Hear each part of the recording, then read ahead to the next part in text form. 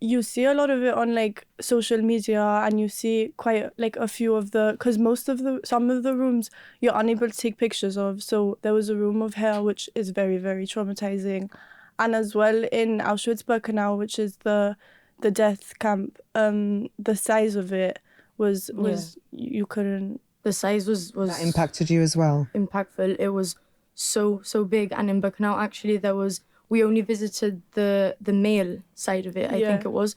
There was also a mirroring image on the other side, which was the female one, and it was just as big. And it was just put together when we walked out on that field. I remember just being like, it felt like you could feel the impact of the size, for sure. And what she said, the rooms that you don't see online, and seeing them in person was just very impactful. You knew what the Holocaust was before travelling to Poland. Do you feel that you've got a better understanding now that you've visited?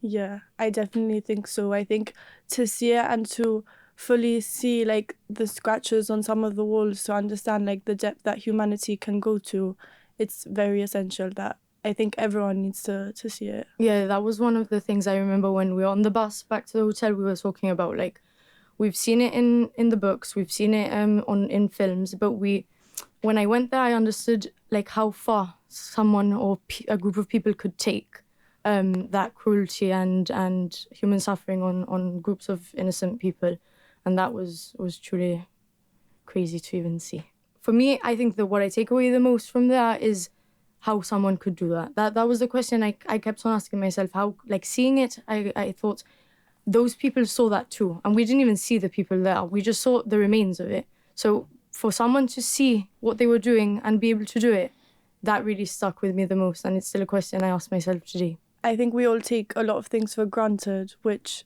when you go there and you see the way that they were treated and the way that people have lived, like, it's just, you come back home and you realize how lucky you are, and even to have your, like, the smallest things, you just have to be so lucky for that. That's one of the things that the biggest things that I've learned from the trip. I remember when we were coming back on the bus, a lot of us were messaging our parents, our siblings and stuff, like, of how thankful we were, and it generally just makes you more grateful for everything you have.